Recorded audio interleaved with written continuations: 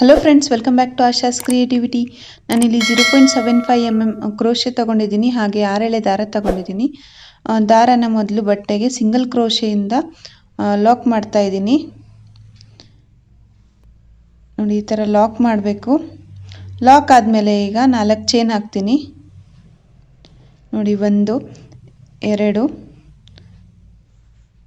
3 4 chain ಆದಮೇಲೆ ಅದನ್ನ ಬಟ್ಟೆಗೆ ಸ್ಟ್ರೇಟಾಗಿ ಇಟ್ಕೊಂಡು ಎಷ್ಟು ಡಿಸ್ಟೆನ್ಸಿಗೆ ಬರುತ್ತೋ ನೋಡಿಕೊಂಡು ಕರೆಕ್ಟಾಗಿ ಲಾಕ್ ಮಾಡ್ಕೊಳ್ಳಿ, ಇಲ್ಲ ಡಿಸೈನ್ ಚೆನ್ನಾಗಿ ಬರಲ್ಲ. ನೋಡಿ, ಬಟ್ಟೆ ಎಲ್ಲ ಫೋಲ್ಡ್ ಆಗಿಬಿಡುತ್ತೆ. ಸ್ವಲ್ಪ ಹತ್ತಿರಕ್ಕೆ ನೀವು ಏನಾದರೂ ದೂರಕ್ಕೆ ಲಾಕ್ ಮಾಡಿದರೆ ಹಂಗಾಗತ್ತೆ. ಹತ್ತಿರಕ್ಕೆ ಲಾಕ್ ಮಾಡಿದರೂ ಚೆನ್ನಾಗಾಗಲ್ಲ. ಅದಕ್ಕೆ ಕರೆಕ್ಟಾಗಿ ನೋಡಿಕೊಂಡು ಇಲ್ಲೂ ಕೂಡ ಸಿಂಗಲ್ ಕ್ರೋಶೆಯಿಂದ ಲಾಕ್ ಮಾಡ್ತಾ ಇದ್ದೀನಿ. ಲಾಕ್ ಆದಮೇಲೆ ಈಗ ಮತ್ತೆ ನಾನು 4 ಚೈನ್ ಹಾಕೋತಾ ಇದ್ದೀನಿ. 1 2 3 4 ಚೈನ್ ಆಯ್ತು. ಈಗ ಇದನ್ನು ಅಷ್ಟೇ ಬಟ್ಟೆಗೆ ಸ್ಟ್ರೇಟಾಗಿ ಇಟ್ಕೊಂಡು ಎಲ್ಲಿಗೆ ಬರುತ್ತೋ ಅಲ್ಲಿಗೆ ಲಾಕ್ ಮಾಡ್ಕೋಬೇಕು. ನೋಡಿ, ಇಲ್ಲೂ ಕೂಡ ಸಿಂಗಲ್ ಕ್ರೋಶೆಯಿಂದನೇ ಲಾಕ್ ಮಾಡ್ತಾ ಇದ್ದೀನಿ. ಲಾಕ್ ಅಂತ ಹೇಳಿದರೆ ನಾನು ಸಿಂಗಲ್ ಕ್ರೋಶೆಯಿಂದನೇ ಲಾಕ್ ಮಾಡ್ತಾ ಇರ್ತೀನಿ. ಸೊ ಇದಾದಮೇಲೆ ಈಗ ಒಂದು ರಿಂಗ್ ಬೀಡ್ ಮತ್ತು ರಿಂಗ್ ಬೀಡ್ ಮಧ್ಯದಲ್ಲಿ ಸ್ಟೋನ್ ಬೀಡ್ ಯೂಸ್ ಮಾಡೋಣ ಅಂತಿದ್ದೀನಿ. ನೋಡಿ, ಈ ಥರ ರಿಂಗ್ ಬೀಡ್ ಮತ್ತು ಸ್ಟೋನ್ ಬೀಡ್ ಕಾಂಬಿನೇಷನ್ ತುಂಬಾ ಚೆನ್ನಾಗಿರುತ್ತೆ. ಫುಲ್ ಸೀರೆ ಕುಚ್ಚು ಗ್ರ್ಯಾಂಡಾಗಿ ಕಾಣಿಸುತ್ತೆ. ಸೊ ಅದಕ್ಕೆ ಅಂತ ನಾನು ಇವತ್ತು ಈ ಥರ ಸ್ಟೋನ್ ಬೀಡನ್ನ ಯೂಸ್ ಮಾಡ್ತಾ ಇದ್ದೀನಿ. ಫಸ್ಟು ಎರಡು ಬೀಡನ್ನ ದಾರದಲ್ಲಿ ಈ ಥರ ಇನ್ಸರ್ಟ್ ಮಾಡಿಕೊಂಡೆ. ಸ್ಟೋನ್ ಬೀಡ್ ಮಧ್ಯದಲ್ಲಿರಬೇಕು ರಿಂಗ್ ಬೀಡ್ದು.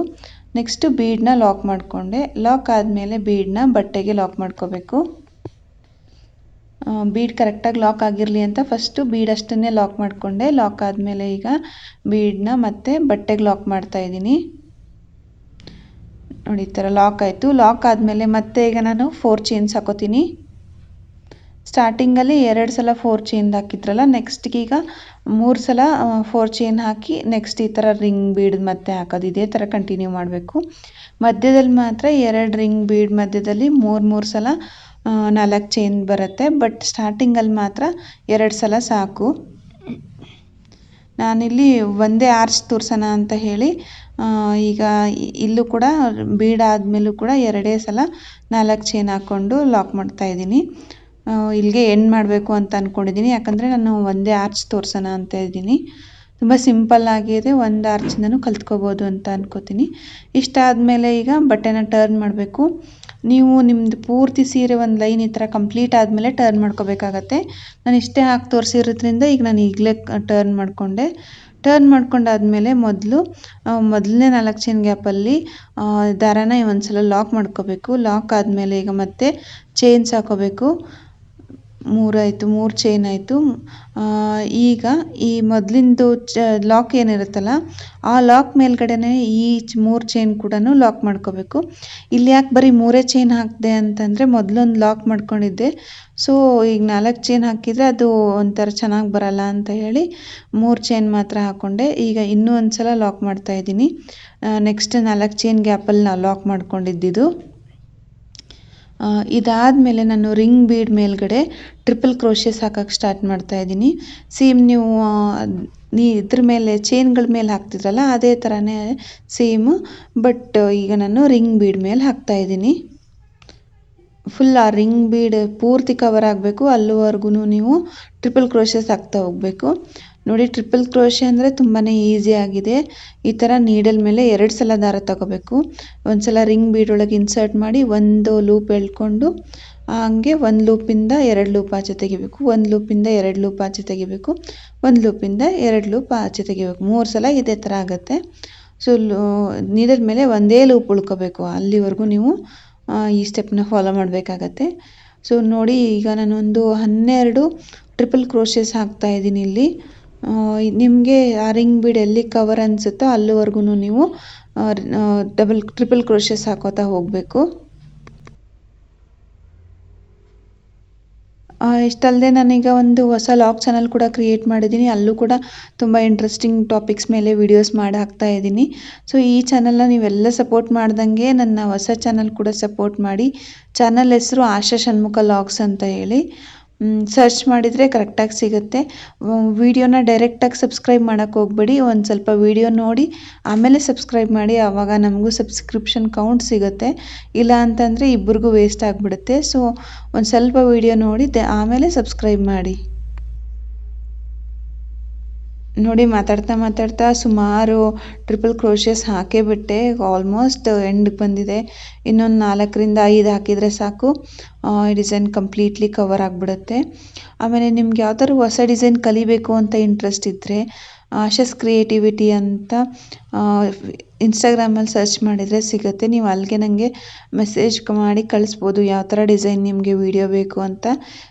ನೆಕ್ಸ್ಟ್ ವಿಡಿಯೋದಲ್ಲಿ ಅದ್ರ ಮೇಲೆ ವಿಡಿಯೋ ಮಾಡೋಕ್ಕೆ ಟ್ರೈ ಮಾಡ್ತೀನಿ. ಅಥವಾ ನಾನು ಈಗಾಗಲೇ ಹಾಕಿದ್ದೆ ಅಂದರೆ ಆ ಥರ ಡಿಸೈನು ಅದರದ್ದು ಲಿಂಕ್ ಕೂಡ ಕಳಿಸ್ಕೊಡ್ತೀನಿ. ಈಗ ಇದು ಟ್ರಿಪಲ್ ಕ್ರೋಶಸೇ ಇರೋದ್ರಿಂದ ನಿಮಗೆಲ್ಲ ಗೊತ್ತು ಅಂತ ಹೇಳಿ ಸ್ವಲ್ಪ ಫಾಸ್ಟಾಗಿ ತೋರಿಸ್ಕೊಡ್ತಾ ಇದ್ದೀನಿ. ಬರೀ ಟ್ರಿಪಲ್ ಕ್ರೋಶಸೇ ಆಗಬೇಕು. ಆ ರಿಂಗ್ ಬೀಡ್ ಕವರ್ ಆಗೋವರೆಗೂ ಸೇಮ್ ಪ್ರೊಸೆಸ್ ಇರುತ್ತೆ. ಫಸ್ಟ್ ಈಗ ನೋಡಿ ಎಲ್ಲನೂ ಕಂಪ್ಲೀಟ್ ಆಯ್ತು 12 ಸಲ. ಆಮೇಲೆ ಈಗ ಲಾಕ್ ಮಾಡ್ತಾಯಿದ್ದೀನಿ ನೆಕ್ಸ್ಟ್ ಚೈನ್ ಗ್ಯಾಪಲ್ಲಿ. ಈಗ ಮತ್ತೆ ಲಾಕ್ ಮೇಲೆ ಒಂದು ಲಾಕ್ ಮಾಡ್ತಾಯಿದ್ದೀನಿ. ಸ್ಟಾರ್ಟಿಂಗು ಅಷ್ಟೇ ಅಲ್ವಾ, ಆರ್ಚ್ ಸ್ಟಾರ್ಟ್ ಮಾಡೋವಾಗ ಒಂದು ಲಾಕ್ ಮಾಡಿಕೊಂಡು ಮತ್ತೆ ಸ್ಟಾರ್ಟ್ ಮಾಡಿದ್ದು, ಅದೇ ಥರ ಎಂಡ್ಗೂ ಹಂಗೆ ಮಾಡಬೇಕು. ಇದಾದಮೇಲೆ 4 ಚೈನ್ ಹಾಕ್ಕೊಂಡು ಫಸ್ಟ್ಗೆ ಏನು ಸ್ಟಾರ್ಟ್ ಮಾಡಿದ್ರಲ್ಲ ಅಲ್ಲಿಂದಗೆ ಮತ್ತೆ ಇದನ್ನ ಲಾಕ್ ಮಾಡಿಬಿಡಿ. ನೋಡಿ ಇಷ್ಟೇ ಸಿಂಪಲ್ಲು. 2 ಸ್ಟೆಪ್ ಮುಗ್ದೇ ಹೋಯಿತು. ನೆಕ್ಸ್ಟ್ ಸ್ಟೆಪ್ಗೆ ನಾನು ಗ್ರೀನ್ ಕಲರ್ ದಾರ ತೊಗೊಂಡಿದ್ದೀನಿ. ಸ್ವಲ್ಪ ಎಲ್ಲರಿಗೂ ಈ ಥರ ಸೀರೆ ಕಾಂಬಿನೇಷನ್ ಇರುತ್ತೆ ಅಂದ್ಕೊಂಡು ಈ ಕಲರ್ ಯೂಸ್ ಮಾಡಿದ್ದೀನಿ ನಾನು. ನಿಮ್ಮ ಸೀರೆ ಯಾವ ಕಲರ್ ಕಾಂಬಿನೇಷನ್ ಇರುತ್ತೋ ಅದೇ ಕಲರಿಂದ ನೀವು ಈ ಥರ ಡಿಸೈನ್ ಹಾಕೋಬೋದು. ಮೊದಲು ದಾರನ ಲಾಕ್ ಮಾಡಿಕೊಂಡೆ. ಲಾಕ್ ಆದಮೇಲೆ ಈಗ ಇನ್ನೂ ಒಂದು ಸಲ ಲಾಕ್ ಮಾಡ್ತಾಯಿದ್ದೀನಿ. ಈಗ ಇನ್ನೊಂದು ಸಲ ಲಾಕ್ ಆದಮೇಲೆ ಈಗ ಚೈನ್ಸ್ ಹಾಕೋತೀನಿ. 1 2